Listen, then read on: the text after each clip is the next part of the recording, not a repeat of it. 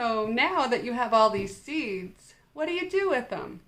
I love to trade. Let me show you some stuff. I want to show you something fun that I learned. So some of these gum packages come in a really cool plastic case. So I take out the middle, and it's really awesome for seed storage. So in this bag, I have a whole bunch of seeds that I have separated. There's an Amano orange tomato, and I like to store them in here.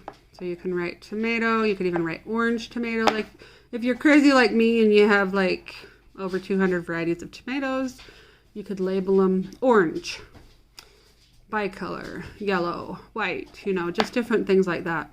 Slicers, cherries.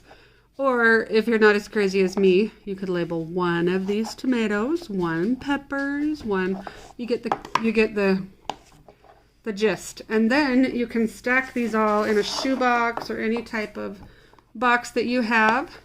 And right away, if you have your label up here and right here, you can right away see what you have. So I figured that out a couple years ago, and it's been a really fun seed storage.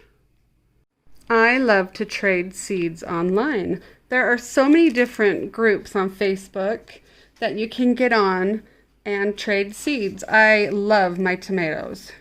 So some of these are the micro ones. Vilma micro, Canary micro. They're a little bit harder to get all this chaff off than other ones. But then I've got some other seeds that I made my own little seed baggies. That one looks a lot cleaner. Orange Hat micro tomatoes. Or if you don't want to make your own envelopes, you can go to, these ones were at Walmart, and they're the seed baggies that come in the jewelry department.